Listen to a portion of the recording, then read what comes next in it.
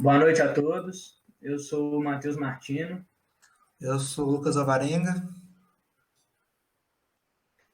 e nosso seminário hoje é sobre música e aprendizagem, com base nas teorias de Piaget, Vygotsky e Vallon. Antes de a gente partir para as contribuições dos autores, preciso fazer uma contextualização do tema. Historicamente, foram os gregos que estabeleceram as bases necessárias para a cultura musical. Foi Pitágoras, no século V a.C., quem primeiro percebeu o benefício que a música trazia para o desenvolvimento. A música é formada por três partes fundamentais, que são ritmo, melodia e harmonia. Ritmo é o efeito que se origina da duração de diferentes sons, longos ou curtos. Melodia é a organização simples de uma série de sons musicais e sucessão rítmica. E harmonia é o agrupamento agradável desses sons. Esses três elementos criam movimentos e expressões através de diferentes tons e vozes. A música exerce um papel fundamental na sociedade. Ela é uma atividade social e cultural presente na espécie humana e retrata a história e os costumes dos povos. A música é uma linguagem e pode ser expressa através de gêneros musicais tais como a música folclórica, popular, sacra, entre outros. O ser humano é um ser musical. A música faz parte da nossa vida desde o ventre materno. É muito comum, inclusive, algumas mães que cantarolam para os seus filhos no ventre. No âmbito escolar, a música deve ser entendida como uma linguagem artística, importante para a educação e a formação humana dos alunos. A música na escola, ela auxilia no desenvolvimento cultural e psicomotor da criança e lhe proporciona contato com a arte. A música, aliás, ela fazia parte das chamadas artes liberais, que referem-se a uma metodologia de ensino organizada na Idade Média, cujo conceito foi herdado da Antiguidade Clássica. Junto da lógica, da retórica, da gramática e de outras disciplinas, a música era ensinada no intuito de se alcançar uma formação plena, multidisciplinar. Nas palavras de Vera Lúcia Brescia, o aprendizado de música, além de favorecer o desenvolvimento afetivo da criança, amplia a atividade cerebral, melhora o desempenho escolar dos alunos e contribui para integrar socialmente o indivíduo. Na direção dessas ideias, no início do ano letivo de 2012, as escolas tiveram que adaptar seus currículos, conforme a lei de número 11.769, de 2008, em que a música passou a ser, então, conteúdo obrigatório em toda a educação básica no Brasil. O Lucas agora vai falar um pouco sobre Vallon e a música.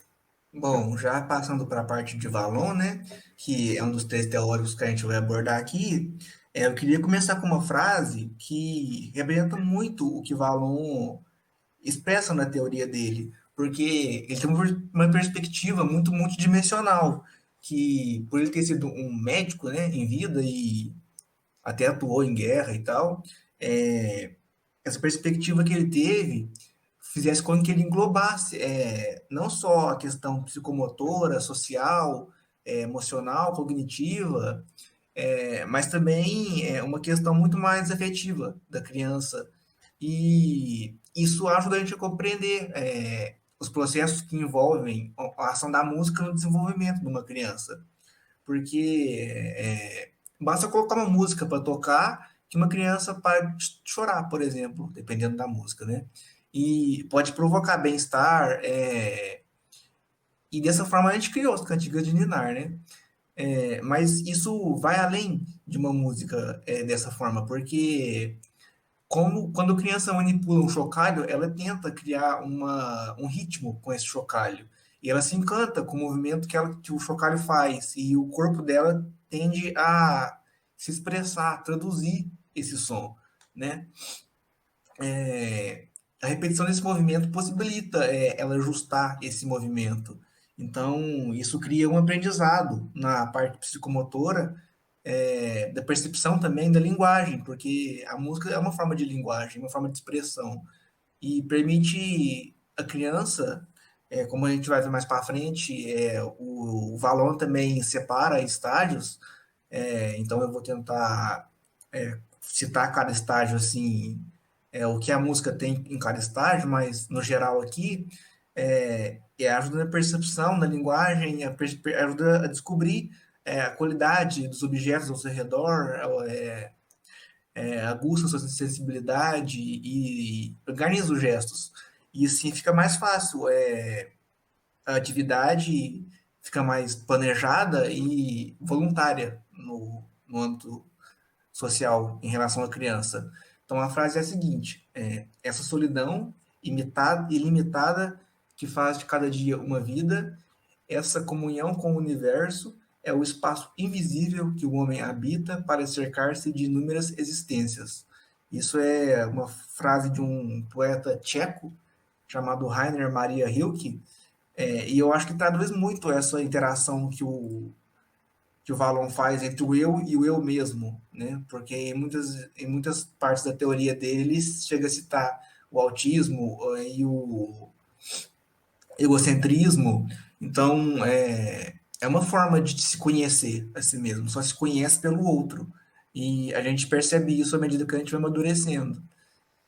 Mas, enfim, o Valon, por ter sido médico, né, ele utiliza de conhecimentos da anatomia humana para explicar as origens e as funções dos movimentos. Ele cita muita parte teórica, assim, muita parte técnica sobre o movimento psicomotor, porém, eu não acho que seja uma coisa muito plausível de colocar aqui, não seja uma coisa muito interessante, porque o foco é música e não acho que chega na necessidade de falar sobre questões muito técnicas, entende? Então, eu meio que vou tentar resumir o máximo possível essa parte. E o Valon, ele tem essa ideia de diferenciação entre o som e o ruído, a música e o ruído, que eu vou tentar explicar também. O Valon, então, ele divide esse desenvolvimento em 6 estágios, né? Que são esses que você está vendo aqui no slide. O primeiro estágio é o impulsivo emocional, que, tentando resumir, por não ser o foco aqui, o impulsivo emocional seria uma indagação de o que eu sou para um bebê, né, no caso. Então é um sincretismo, por assim dizer. Tem predominância a parte motor e afetiva, né? O segundo estágio é o sensório motor projetivo, que é uma forma de tentar se dizer que ele é diferente daquilo que o rodeia. Ele é diferente dos objetos. Ele começa a andar, começa a adquirir linguagem, ele conhece o mundo exterior. Então, é uma fase de exploração. E ele vê que é diferente de tudo aquilo ao seu redor. Tem o estágio do personalismo, que é quando ele percebe ou ele começa a indagar que ele é diferente dos outros, não dos objetos, mas das outras pessoas. Então, assim, ela forma personalidade, egocentrismo, imitação, ciúmes, essas coisas. Por quarto, tem o estágio categorial, que é uma indagação de o que é o mundo. Então, aqui a gente forma uma objetividade, a gente tem um foco, né, nessa questão, que é onde forma as categorias mentais. E também tem um aumento bem grande da concentração e atenção, né? E a gente aprende a ter mais controle sobre o corpo.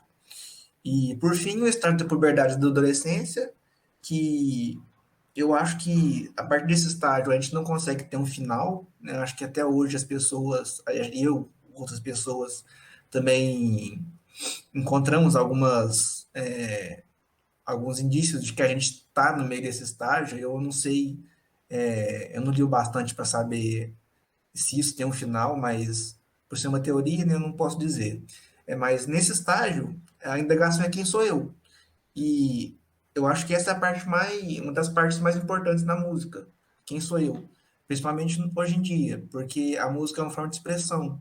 E tá certo que para quem dança e para quem escuta a música, tem uma forma de tentar se expressar naquilo, tentar se encontrar. Mas principalmente para quem faz música, é um jeito de tentar se indagar e tentar responder o quem sou eu. E aí, nesse estágio, a gente tem os questionamentos dos valores, alteração do esquema corporal, maior capacidade de abstrair, é, uma consciência completa sobre si mesmo. Aí, já no caso da música, que é o foco aqui do nosso trabalho, eu tentei pegar alguns benefícios em relação à música que eu acho que são pertinentes a colocar aqui. Eu não vou dizer que esses benefícios foram citados por Valon, eu peguei eles em algumas páginas de bem-estar que eu acho na internet, no caso, páginas de psicologia mesmo. Vocês vão poder encontrar no final, nas referências, mas enfim. Esses benefícios que eu encontrei foram que provoca mudança na expressão da criança. Eu vou tentar explicar todos esses benefícios mais para frente, tá, gente? Desenvolve o senso rítmico e a coordenação motora, organiza e traz fluidez aos movimentos, afeta e é contagiosa, provoca sentimentos e lembranças, desenvolve a expressão e a comunicação, a atenção e concentração, raciocínio lógico matemático e é um recurso mnemônico. Quando eu disse no, lá em cima que existe uma diferenciação entre ruído e música, é porque, de acordo com o Valon, a acessibilidade humana se sobressai a simples reação entre som e ruído. Então, apesar da origem ser ligada a essa função proprioceptiva do som, no bebê, no caso, a gente pode considerar que a música é predominantemente do domínio da afetividade e não do psicomotor. Pela sua capacidade de provocar sensações agradáveis ou desagradáveis, dependendo da música, que são expressas pelo tônus. Já o tônus é uma parte fisiológica, né? É um estado de excitabilidade do sistema nervoso, que controla e influencia os músculos esqueléticos. Mas, enfim, quando uma criança, por exemplo, canta, ela se movimenta, mostra essa expressão que sente, e a música provoca essas reações motoras. Que estão mais no âmbito da afetividade, no caso. Não esqueçam disso. Então, o sentimento de alegria produzido pela música pode ser percebido graças a essa expressão tônica da emoção.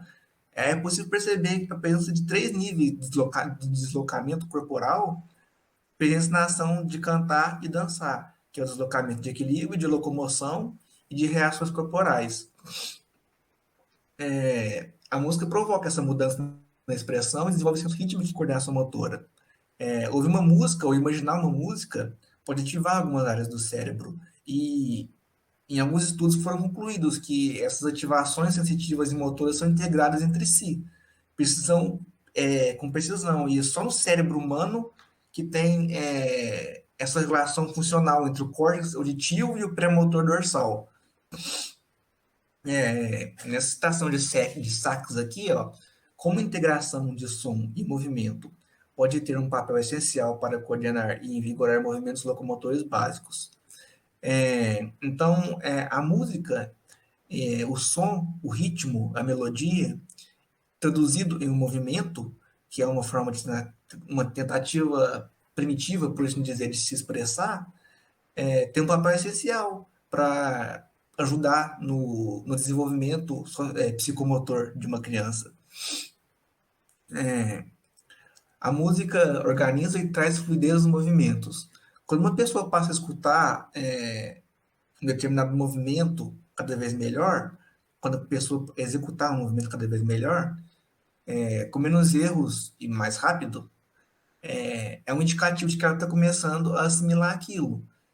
Um exemplo bom disso, tirando da parte da música, por exemplo, nadar. Quando a pessoa aprende a nadar, primeiro ela tem que perder o medo da água, para poder entrar na água, e aí ela vai tentar boiar e tentar ter o ritmo para poder continuar boiando.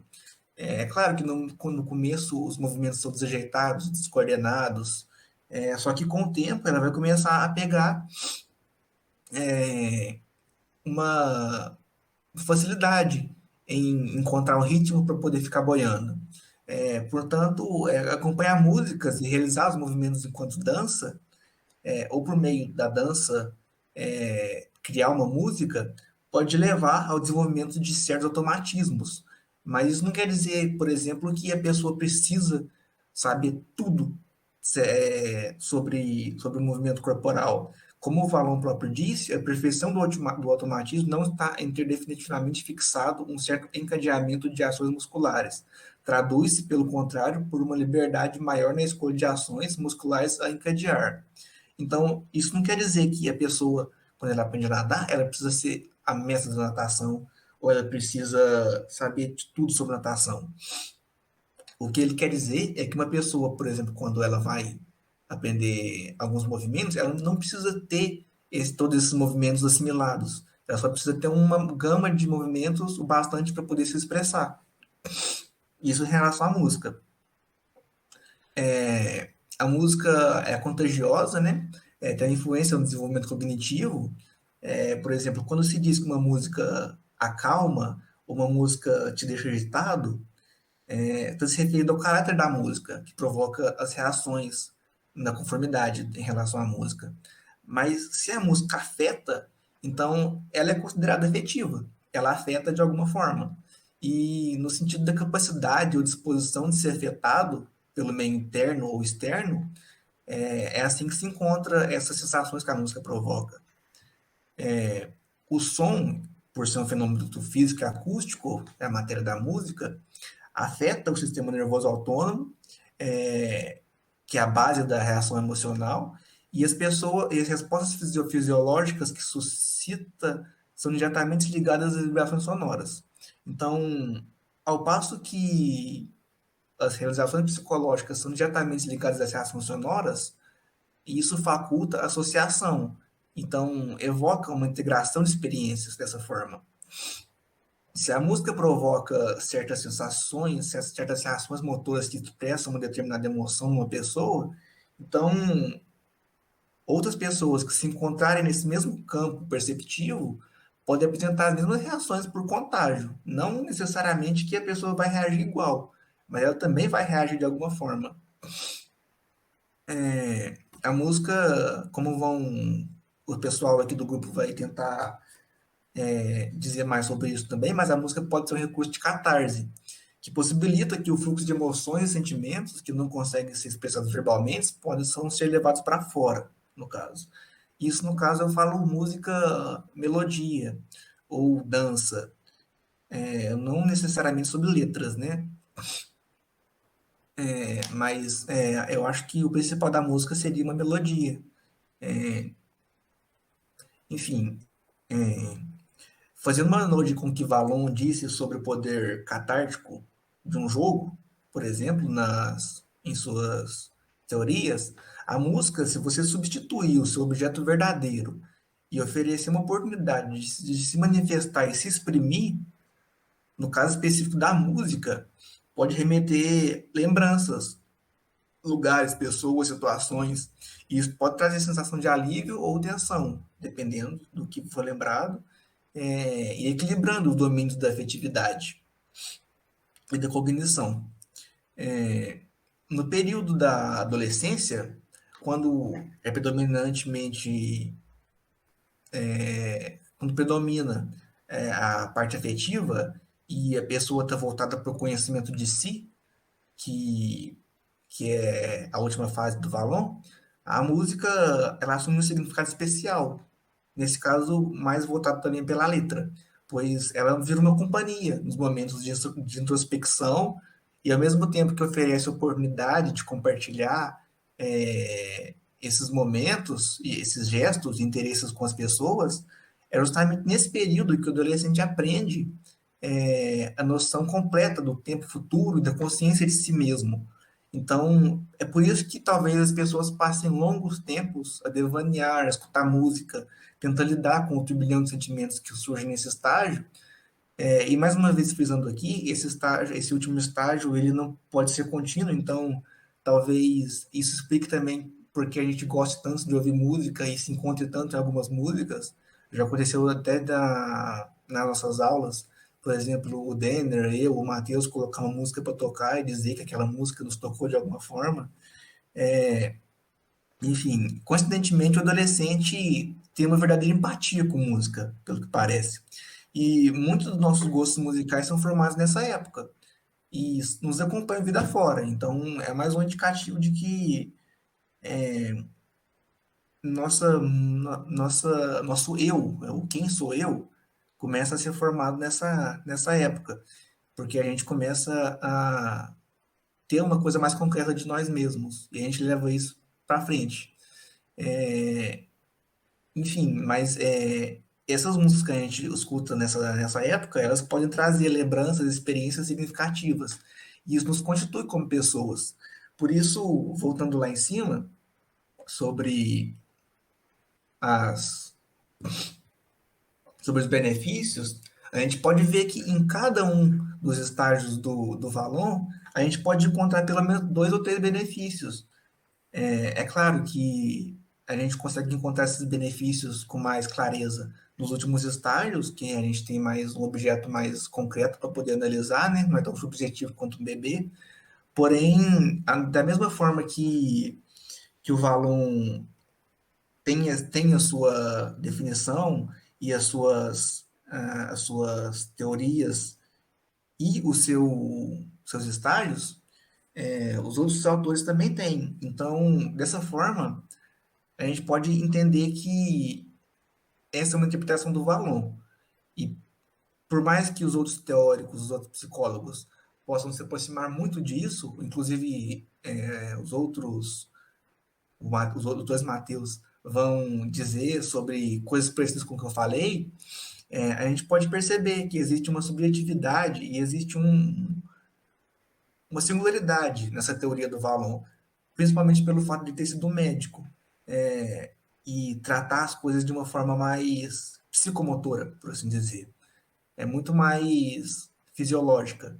Tanto que, na maioria das coisas que eu falei aqui, são coisas fisiológicas. Por isso, é bom ter isso em mente na hora de comparar com os outros autores. Bom, agora o Martino vai continuar a apresentação, ele vai falar do Piaget, e eu espero que todos tenham entendido da minha parte. Caso alguém tenha alguma dúvida, eu costumo gaguejar um pouco para falar e falar um pouco rápido, porque eu tenho alguns problemas de dicção. Mas se alguém tiver alguma dúvida, quiser conversar comigo ou com o grupo, eu estou à disposição, a gente está à disposição aí para poder conversar sobre o tema e tirar as dúvidas que todo mundo tiver aí. Agora deixo com o Martino. Bom, partindo do pressuposto de que a música de fato contribui com o desenvolvimento humano, é de extremo valor buscar na obra de Piaget alguma direção e respaldo. Uma das primeiras pesquisadoras no Brasil a lançar hipóteses sobre a relação da psicogenética com a música foi Esther Beyer, mestra em educação pela Universidade Federal do Rio Grande do Sul e doutora em psicologia da música pela Universidade de Hamburgo. Ela propõe 6 princípios norteadores para uma teoria cognitiva em música, relacionados com a concepção piagetiana. O primeiro deles é a subordinação da percepção à cognição. Para ela, a cognição é responsável pelo julgamento, a inferência, a classificação e a reorganização dos objetos. Se no período sensório-motor o sujeito está centrado essencialmente na percepção, necessitando da experiência real para estruturar sua ação mental, a cognição, a partir do período pré-operatório, se liberta cada vez mais da percepção através da reversibilidade, do pensamento operativo, podendo realizar inferências lógicas sobre realidades não presentes. A valorização de respostas espontâneas da criança, como o canto afinado ou o ouvido absoluto, nos leva a superestimar um suposto talento musical inato. O segundo princípio diz da concepção da música como linguagem. em que ela faz uma analogia entre o desenvolvimento do pensamento lógico-matemático e o musical, concebendo a música como uma forma de linguagem, mas que se desenvolve depois da fala. Em algumas abordagens de educação musical, é comum os professores proporem aos alunos a exploração de sons do ambiente, instigando a representação de imagens mentais derivadas dos fenômenos sonoros, tais como o som da chuva, o movimento das folhas, das águas batendo nas pedras, etc. O terceiro princípio diz do paralelismo entre a ontogênese e a filogênese musical, que, por alto, diz da relação entre o desenvolvimento musical do sujeito e a evolução da história da música ocidental. Aqui seria importante trabalhar esses dois elementos em comunhão. O quarto diz da substituição da visão inatista pela interacionista do conhecimento. Aqui, a autora faz uma crítica à visão inatista que prevalecia na educação musical brasileira. Para ela, a educação musical deveria ser construída sobre o fazer musical, decorrente da necessidade epistemológica em que o sujeito se encontra. Tal postura leva o educador a não encarar a música como privilégio dos talentosos, né? Uma vez que nessa abordagem qualquer sujeito pode aprender música, desde que ele tenha interesse por ela. Que é através do conflito cognitivo, né, como explica a teoria piagetiana, que o desenvolvimento musical vai ser desencadeado. O quinto princípio diz da valorização da objetividade ao invés da subjetividade musical como forma de compreensão dessa linguagem. Aqui, trata-se de dar ênfase aos processos intelectuais ao invés dos processos afetivos.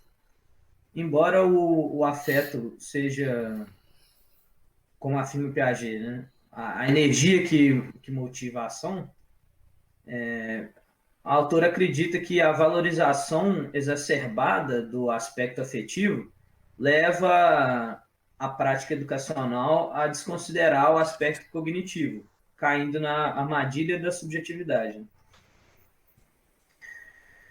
Por último, ela vai tratar da concepção de desenvolvimento musical relacionada aos estágios sucessivos do desenvolvimento de Piaget, né?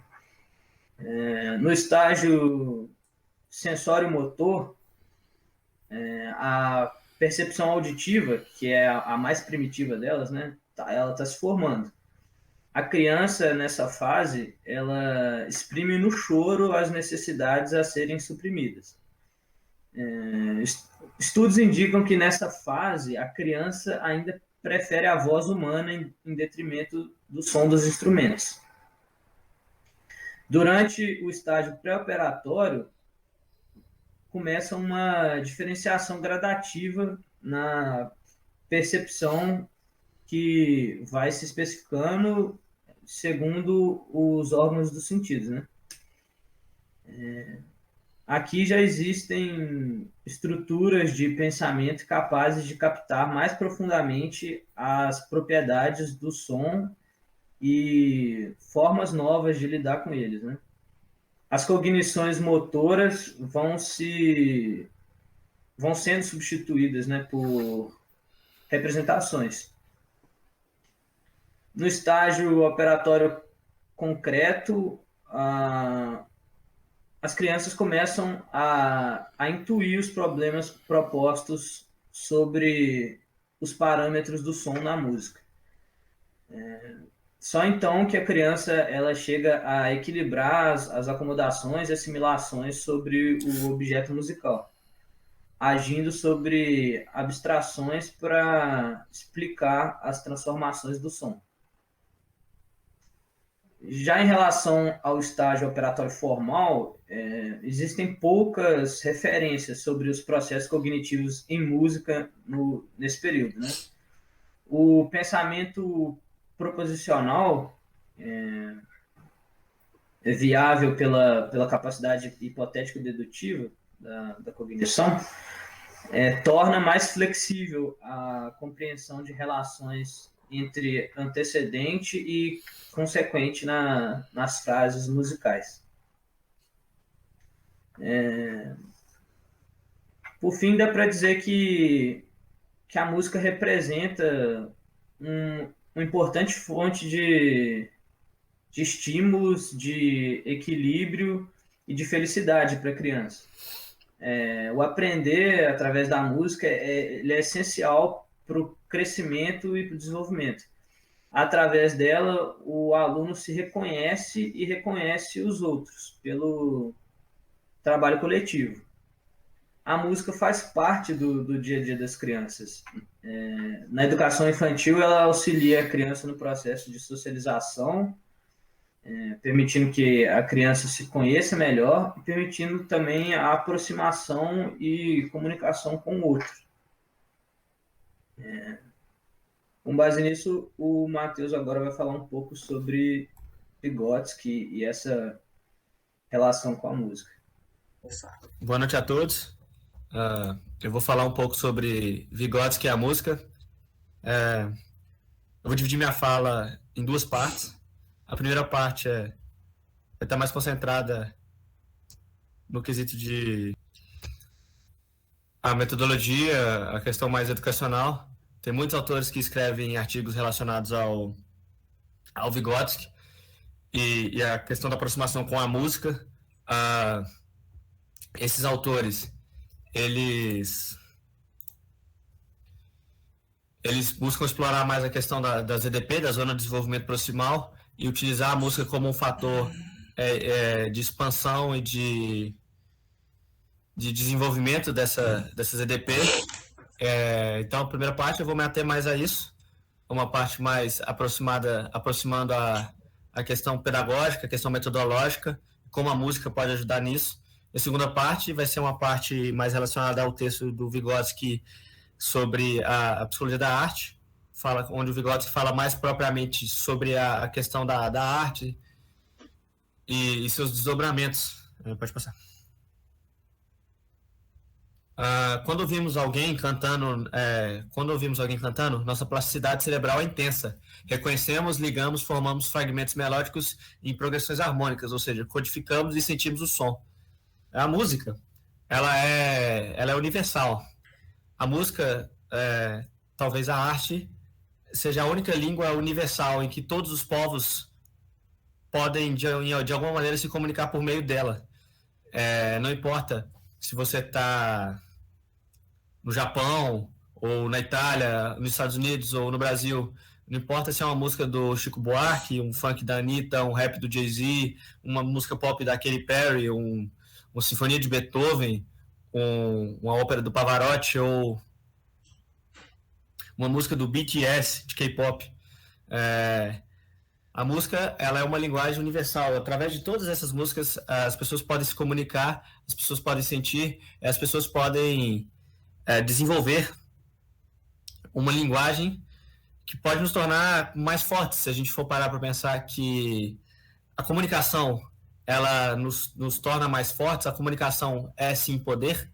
Poder comunicar-se com a música é algo que se faz crucial e é algo que a gente abre mão. Pode passar? A música, ela é muito mal explorada, muito mal aproveitada nos nossos âmbitos escolares, principalmente nas escolas infantis, até o final da primeira infância, até os 7 anos, é o único momento em que aproveitamos a música. A partir dos 7 anos, a música ela deixa de ser aproveitada no âmbito escolar, e ela deixa de ser aproveitada quanto tipo de inteligência que poderíamos desenvolver, quanto a questão da música pela música, que poderíamos estudar a própria música e desenvolver uma linguagem por meio da própria música, e ela deixa de ser aproveitada também como meio de entender outros tipos de linguagem, de entender português, matemática, história, geografia, etc. A música, ela é um fator que ela poderia nos auxiliar de N formas, inclusive na música, na música em si, como uma linguagem própria, mas a gente abre mão disso. A gente vê,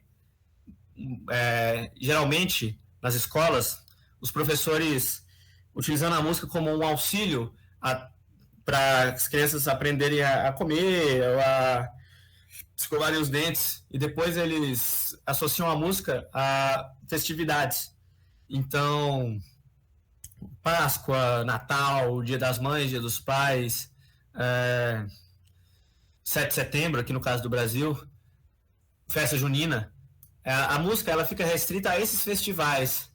A música ela fica restrita a esse campo. A gente diminui a música e toda a sua potencialidade, quanto linguagem própria, quanto modo de comunicação, quanto modo de desenvolver outras habilidades. A gente reduz ela a festividades. A gente reduz ela a associarmos ela a algo que não é sério ou algo que não é do âmbito educacional. A gente reduz a música a uma caixinha. E assim a gente deixa. Quando a gente chega aos 7, 8, 9 anos, a música, o utilizar da música, ele deixa de existir, deixa de fazer sentido. O meio escolar deixa de ser um meio musical, a música se torna algo à parte. Então vale ressaltar que quanto mais cedo a criança tiver o contato com a música, mais essa linguagem poderá contribuir e auxiliar no seu crescimento e na interação com o ambiente e a sociedade. Segundo Vygotsky, os processos de mediação são caracterizados pela ligação entre a aprendizagem e os recursos simbólicos da cultura.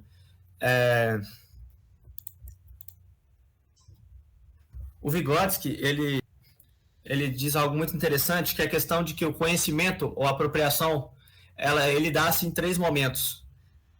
O momento de percepção dos estímulos externos, o momento de elaboração cognitiva dessa percepção e o momento de ação responsiva a essa percepção. Só que desses 3 momentos, que segundo Vygotsky são cruciais, a nossa educação ela se atém a um momento, ao primeiro momento, que é a percepção de estímulos externos. A gente tem um método educacional, se a gente for olhar por esse viés, extremamente ultrapassado, extremamente jurássico, extremamente travado em relação a isso. A gente tem um método de educação extremamente passivo. As nossas crianças, elas escutam, elas recebem, né? Elas têm essa captação desse estímulo externo, mas elas nada fazem além de repetir esses estímulos externos várias e várias e várias vezes, de maneira via memorização e repetição, e essas táticas mnemônicas para eventualmente usar isso um dia na vida ou deixar esses conhecimentos perder. A gente não tem um método educacional ativo que proporciona uma questão de uma elaboração cognitiva sobre esses estímulos que a gente percebeu, ou sobre uma ação ou até mesmo uma ação responsiva sobre essa percepção. Então, a gente tem um método de ensino que ele é opressivo no sentido de que as crianças são obrigadas a seguirem esse método de ensino, muitas vezes maçante, entediante e desinteressante para a criança, para evitarem de ser punidas, evitarem de ter uma nota ruim ou não conseguirem progredir no que a escola propõe. A música, ela poderia desenvolver outro tipo de inteligência na criança. Só que o nosso processo educativo, ele se atém muito a um tipo de educação, um tipo de inteligência fixo. Então, matemática, tendo matemática como base, a gente tem a questão do pensamento lógico, o pensamento lógico, raciocínio lógico e o pensamento interpretativo. Então, a música poderia ser outro fator, uma inteligência além dessa única inteligência. A gente ignora o fato de existirem várias inteligências e que a infância é o melhor período da vida para se desenvolvê-la. E a gente abre mão de desenvolver outros tipos de inteligência, e não só a inteligência e a comunicação, a linguagem por meio da música, mas outros tipos de concentração. A gente tem um tipo de concentração, que é o concentrar-se no que a escola propõe para a gente, no método passivo, no concentrar-se em resolver o problema de matemática, ou fazer as atividades. A a gente não desenvolve um método de concentração por meio da música, por exemplo, que poderia auxiliar muito a criança. Poderia ampliar o mundo e as possibilidades da criança, tanto para com ela mesma, além dela, para com os outros, dela para com ela mesma. Essa questão da música, ela pode ser usada também, como eu já ressaltei algumas vezes, como potencializadora de outros conhecimentos. Através da mediação de um professor, por exemplo, a gente pode dar uma maior valorização à linguagem musical. A música pode nos ajudar com outras coisas que a escola nos propõe. E até isso não é possibilitado às crianças. A música fica à parte até dessa questão. Então, a música ela tem uma importância além, porque ela, quando se apresenta o mesmo tipo de inteligência repetidas vezes à criança, esse conteúdo se torna-se desinteressante e desestimulante. E quando se apresenta métodos novos de aprendizado à criança, isso a gente vai até falar a questão do brincar um pouco à frente, esses métodos podem se tornarem prazerosos durante o processo de aprendizagem, e a criança pode, por meio de uma mediação do professor e por meio de uma potencialidade, de uma zona de desenvolvimento proximal potencializada pela música, ela pode envolver-se nesse processo de aprendizagem de uma maneira mais prazerosa, a partir de novos conteúdos que são apresentados.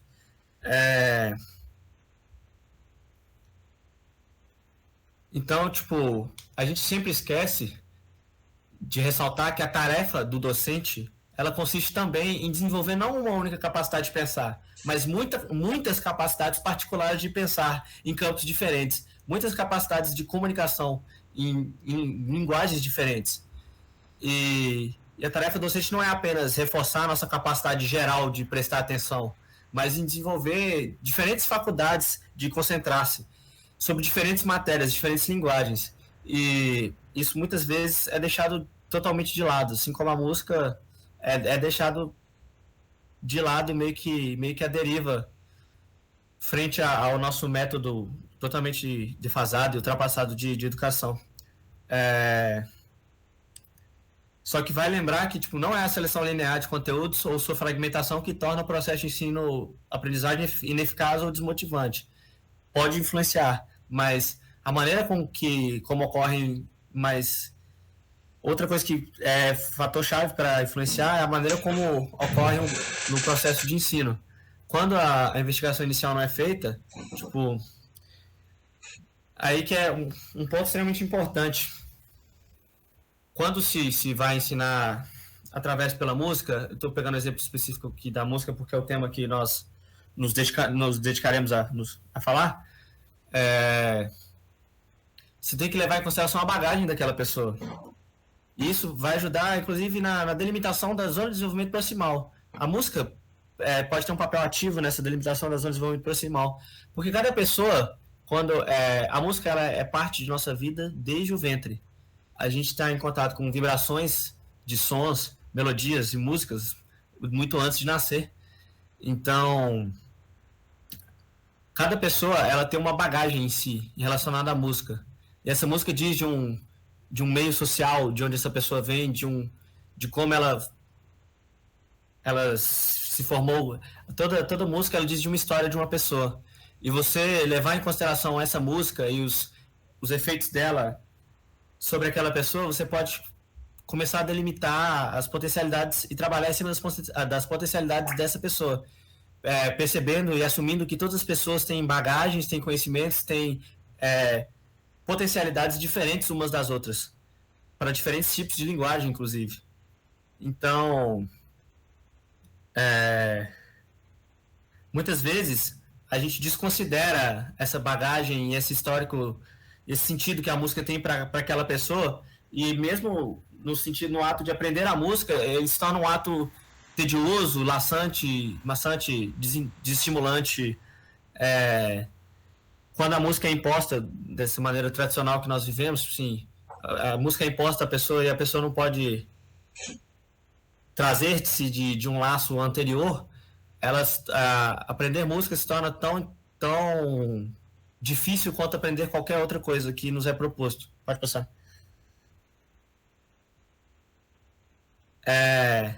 Como eu ressaltei lá no início, a música ela é uma linguagem universal.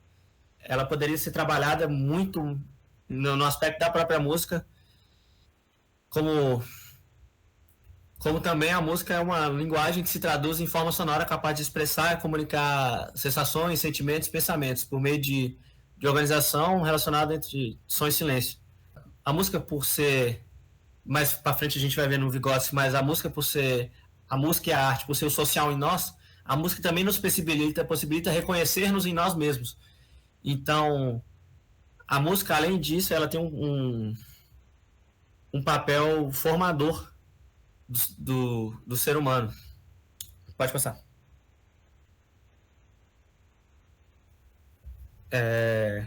Pode passar? Vygotsky, ele dá também uma importância muito grande à questão do lúdico, do brincar. E a música ela pode ser enquadrada nesse aspecto também.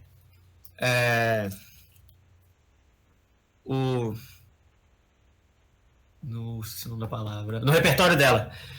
Ela realiza ações que geralmente não estão no repertório prévio dela. Então ela se vê, se projeta, se imita,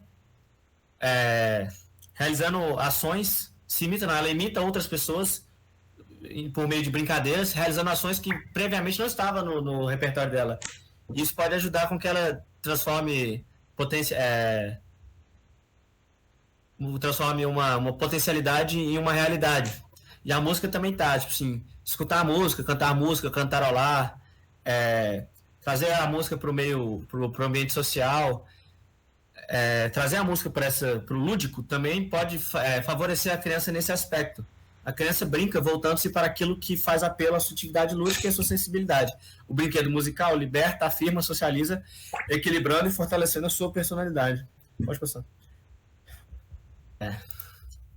Dito isso, a gente passa agora de uma parte que era mais metodológica, mais educacional, que fala bastante da questão da zona de desenvolvimento proximal, que fala bastante de como a música poderia ser utilizada no âmbito escolar, pela mediação de professores, levando em consideração a especificidade e a capacidade e a potencialidade de cada aluno, tal qual a história de vida de cada um.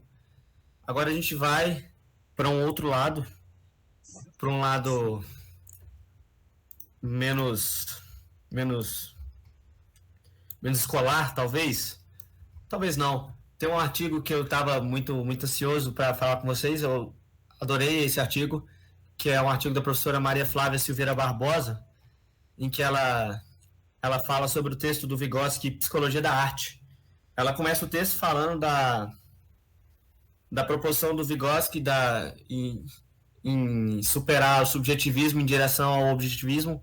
Bom, o Vygotsky ele faz esse movimento dizendo que a arte ela não é subjetivista, ele tenta trazer a arte para uma direção mais objetivista, principalmente para uma crítica que ele faz à psicanálise na época. A psicanálise ela trabalhava muito no subjetivismo, inclusive um texto que a gente viu na disciplina de psicanálise, que é o Poeta e o Fantasiado Freud, ele ilustra bem parte da crítica de Vygotsky a como enxergava a arte do pensamento psicanalítico. E o Vygotsky ele vai dizer que, nesse sentido, de uma busca ao objetivismo, a arte ela é uma espécie de técnica social do sentimento. Ele reconhece a arte como uma técnica social do sentimento. Então, ele não busca nos relatos de telespectadores da arte, dos relatos das pessoas que viram a arte, muito menos na intenção dos autores, no depoimento dos autores, ou uma explicação para o que é artístico. Ele não busca essa questão subjetivista, ele busca exatamente a forma e o material da arte. Ele quer analisar a arte como ela é, de acordo com sua forma e seu conteúdo, seu material. Então, ele vai dizer que ele busca a forma e o material porque ele quer encontrar a natureza contraditória que promove e move a reação estética, a catarse. Então, o Piaget vai dizer que a arte ela é uma catarse, a arte como catarse, que seria a arte como expurgo de algo. Perdão. Então, a gente vai ver que a arte, como catarse, ela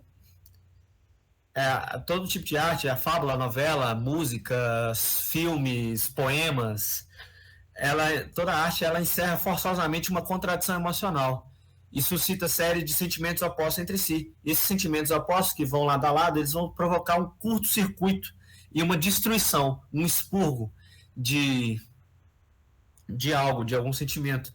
E ele vai dizer, primeiro, quando ele for falar sobre o nascimento da arte, que ele se assemelha muito ao seguinte fator. Quando se escreve um poema, o simples alterar a ordem cronológica de um poema, de uma série de acontecimentos, já é uma arte. Porque a arte, se a gente for olhar, por assim dizer, é como se o seu todo, fosse maior que a soma de todas as suas partes. Então, quando a gente tem palavras soltas que têm determinados significados, e a gente as agrupa e coloca sobre uma melodia, a gente não está simplesmente colocando um monte de palavras separadas sobre um som. A gente está criando uma música. A música é maior do que a soma de suas partes. Então, ele vai dizer que a arte é a superação da forma frente ao seu conteúdo. Então, o conteúdo é isso. O conteúdo são as palavras, o conteúdo é a melodia. Mas a soma das palavras com a melodia, ela vai gerar algo em nós maior do que o seu simples conteúdo. A forma com que ela vai se apresentar, que é a forma de arte, a forma artística, ela é maior do que a soma dos seus conteúdos, do que seus conteúdos fragmentados. E ele vai fazer uma analogia muito interessante, muito importante para a gente entender a arte mais à frente. Ele vai dizer que a arte é a transformação de água em vinho, mas mais à frente eu explico. Aí, primeiro, vale explicar o porquê que a arte ela é catártica. Quando a gente faz uma reorganização, né, porque se a gente analisar friamente, o conteúdo é aquilo que está ao nosso alcance, ao nosso redor, no nosso dia a dia, à nossa volta. São as palavras, são as paisagens, são as melodias, são as pessoas. E a reorganização das palavras, ela vai gerar uma angústia na gente, porque ela vai gerar algo diferente, algo que vai além daquele simples conteúdo, daquela simples soma de partes. O todo vai formar algo além da soma de suas partes. Então, isso vai gerar uma angústia na gente, um desagrado, uma desconfiança, um incômodo, uma curiosidade, uma agonia. E à medida que a gente vai entendendo, a gente vai escutando, a gente vai vivenciando a arte, esses sentimentos desagradáveis vão sendo submetidos a uma descarga, porque eles vão suscitar paralelamente sentimentos opostos. O que era a angústia, agonia, agora já é agrado, já é conforto. O que era tristeza, o que era medo, agora já vai se transformando, suscitando, levantando sentimentos de certa forma antagônicos, suscitando felicidade, suscitando alegria. Então, a reação estética, como tal, se reduz, no fundo, a essa catarse, ou seja, a complexa transformação dos sentimentos. Então, tipo, a gente vai expurgar essa questão desse sentimento que esse sentimento que vai estar, que a gente vai suscitar, essa angústia, esse desagrado, a gente vai expurgar isso, e transformando isso num sentimento superior, em um outro, elevando essa questão do sentimento a um outro patamar. Ele vai dizer que a emoção, ela surge através do fim do tangenciamento de duas emoções que são opostas.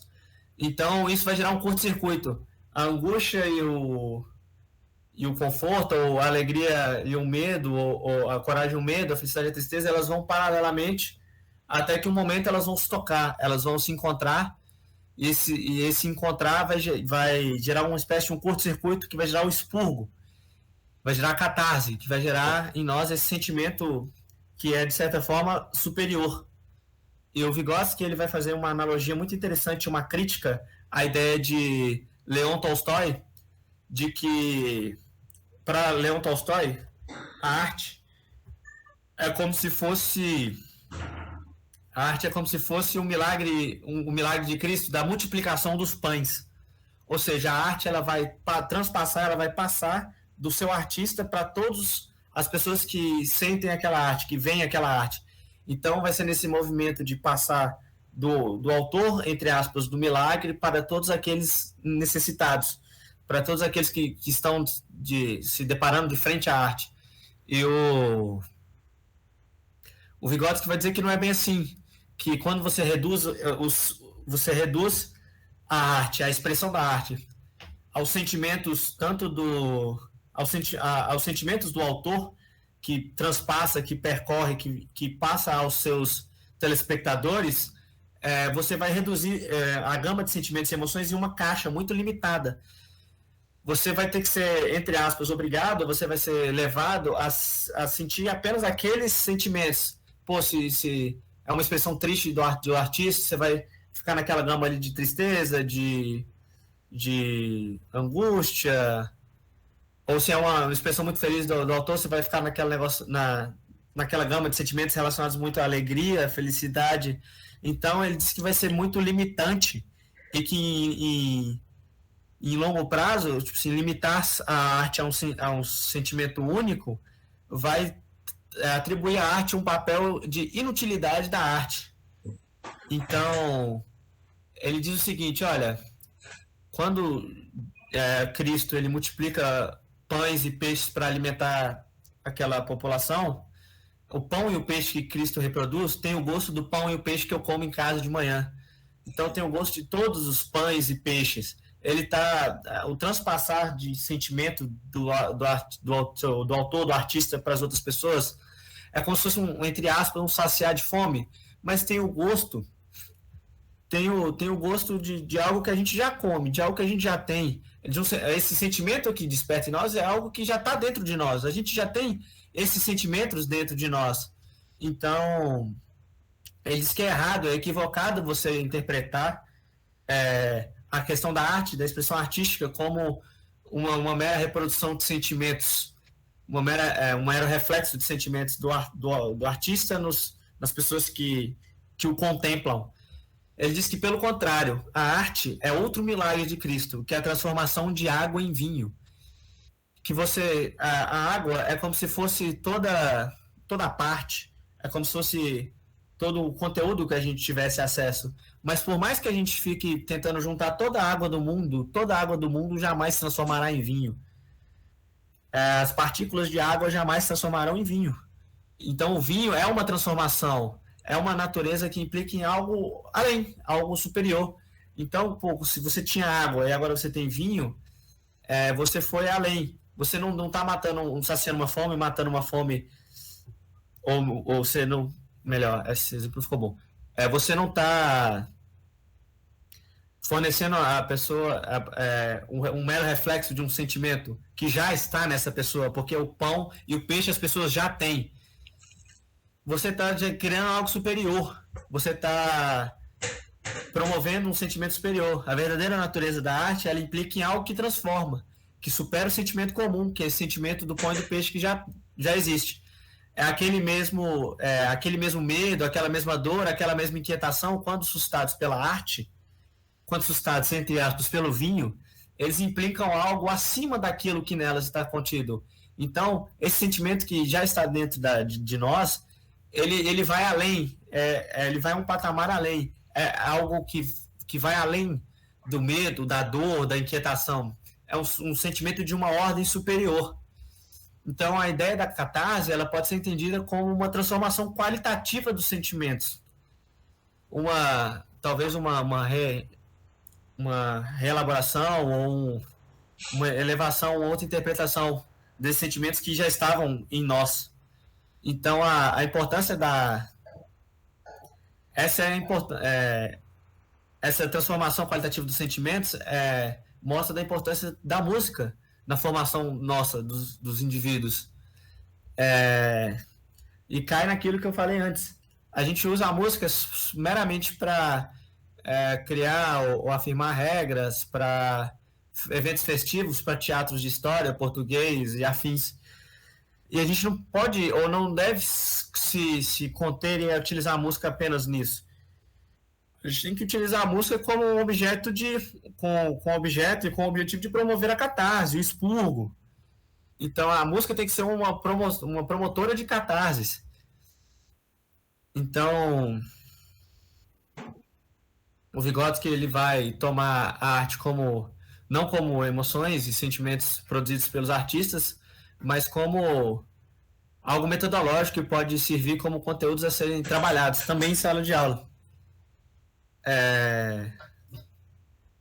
Vygotsky ainda vai afirmar que a verdadeira natureza da arte, ela sempre implica em algo que transforma e que supera o sentimento comum, que vai além, que é a verdadeira arte é transformar a água dentro de nós em vinho, é levar o sentimento, trazer esse sentimento à tona, no sentido de que ele pode ser mais à frente a gente vai ver que ele pode ser um potencializador e um produtor de transformações no social, um transformador da nossa vida. Então, peraí. A gente tem que trabalhar as músicas de maneira que ela possa transformar os sentimentos comuns ou reelaborar esses sentimentos em direção a uma compreensão superior, uma superação dessa ideia da catarse. E a autora ela traz um questionamento extremamente importante e pertinente, que é o seguinte: por muito a gente vê que a ambiente escolar e ambiente de música eles não podem se misturar. A gente pode ver isso de uma maneira mais estereotipada, de que muitas escolas proíbem o violão, por exemplo, e acreditam que música e escola e ambiente escolar eles não podem coincidir, eles não podem se tocar, eles não podem coexistir, até no aspecto de que não podemos ou não devemos estudar música, não devemos ensinar às nossas crianças música. E por quê? O questionamento que fica é: por que essas pessoas que produzem, que preparam e que moldam o nosso esquema de ensino tal como ele é, por que essas pessoas querem a música longe desse ambiente? Será porque essas pessoas elas desconhecem o poder e o potencial catártico e transformador da música nos indivíduos?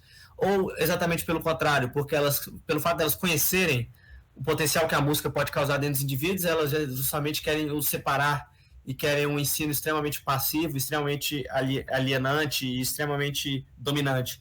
Bom, é um questionamento sempre muito válido. A música, a gente pode pensar o porquê ou por quais motivos a gente deva ensinar ou compreender ou aprender música desde pequeno. Bom, a música, ela cria a música, ela por si só, a música pela música, talvez ela não crie nada de imediato. A gente talvez vê o aprendizado de música e talvez não enxergue além da música pela música, mas a música ela cria uma necessidade imensa e vaga de agir. E a música ela vai abrindo caminhos, abrindo espaços. Com o Vygotsky vai dizer que a música ela age como um terremoto, desnudando novas camadas. Então a música o entendimento e o estudo da música e da arte, ele vai instigando em nós, cavucando em nós novas camadas, e que elas trabalham dessa maneira de nos dar livre acesso a forças que a gente talvez jamais conhecesse. A música ela nos dá um acesso a caminhos que a gente jamais imaginava que poderia estar dentro de nós, ou que jamais imaginaríamos conhecer. Se a gente for explicar o potencial catártico da música, a gente pode dizer que trata-se de criação humana capaz de desenvolver consciência. A transformação qualitativa e a reelaboração dos sentimentos, a catarse, é a elaboração superior da consciência, ou seja, é a forma superior de compreender a vida E como eu falei, a música, ela sutilmente, minuciosamente, de trabalho de formiguinha, ela leva à ação. E a compreensão dessa música, ela vai levar à ação. E a ação se transforma, se apresenta em. A ação ela se apresenta em transformação da realidade. Então, esse é um dos papéis principais da educação musical e do entendimento da música e da música na nossa vida. A música, ela nos leva sutilmente, vagarosamente, mas importante, a uma importante transformação da realidade.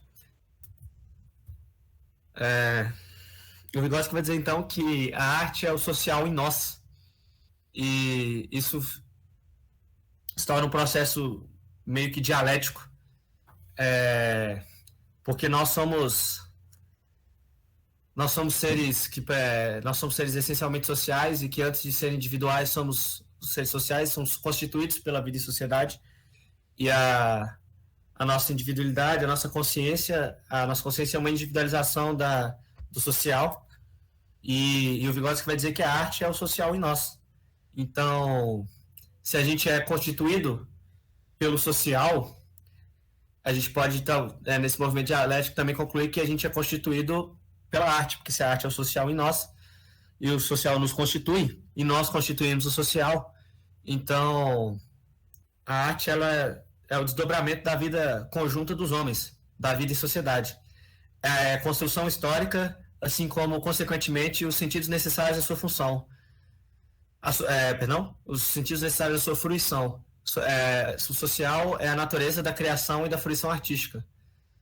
Sendo o social em nós, a arte traz a possibilidade de vivenciar a experiência de todo o gênero humano ao longo da história. A arte, sendo social em nós, e nós sendo social, a arte ela é o outro.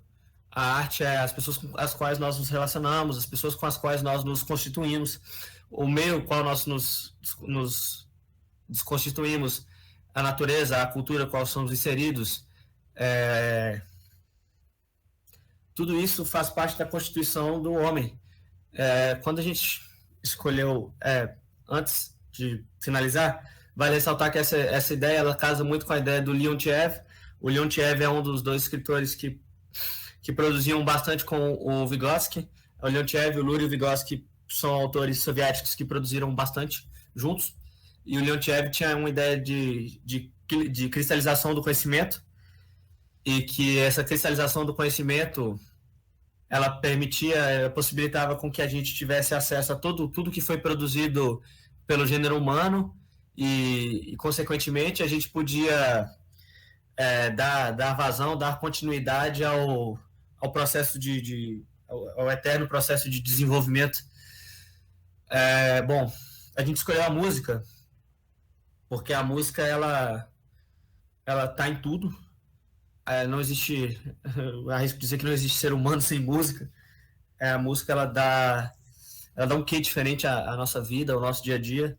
Então a gente buscou saber como que os três autores, o Vygotsky, o Vallon e o Piaget, eles interpretavam, eles enxergavam essa questão da música em nós.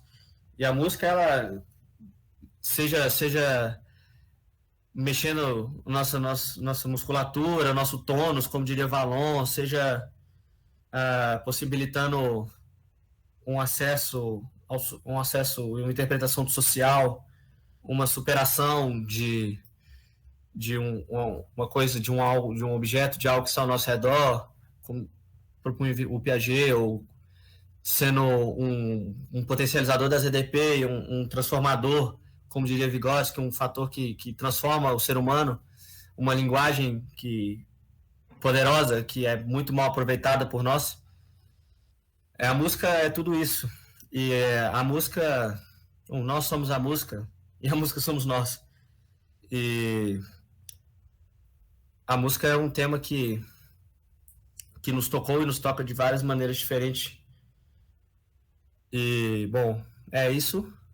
Espero que tenham gostado da apresentação, que tenham que possam olhar para a música agora, quando for escutarem de uma maneira um pouco diferente, de uma maneira mais ativa, não apenas mais responsiva, mas de uma maneira mais transformadora. E entender que a gente fala e é ouvido pela música. E que a gente pode falar mais e ser mais ouvido pela música. E que a gente vai descobrir potencialidades em nós que talvez nós jamais saberíamos que existe.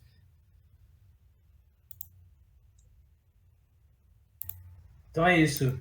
Obrigado a todo mundo que ouviu, ao Dene. Essa foi a nossa tentativa, né, de tentar um pouco essa aproximação entre os autores em relação a essa temática específica, que é uma temática muito interessante e pouco trabalhada, né? Então, aqui estão as referências do nosso trabalho, para quem tiver interesse em ler mais, em se aprofundar. A música é mesmo um objeto fascinante, né? Que tem um potencial tremendo de trabalho, né? Dentro da psicologia, enfim. É isso. Valeu. A gente agradece a oportunidade de trabalhar sobre esse tema e foi um trabalho muito interessante de se fazer. A gente encontrou alguns problemas no caminho, principalmente pela gravação. Vocês vão notar que tem alguns cortes assim que a gente teve que fazer porque teve problema com o Meet e com o Discord, mas no final deu tudo certo, eu acho. A gente espera que vocês tenham pego as referências que a gente deixou ao longo do trabalho. Que tenha sido um trabalho que ajudou a elucidar um pouco essa relação entre a música e esses três autores aí tão conhecidos do campo da psicologia.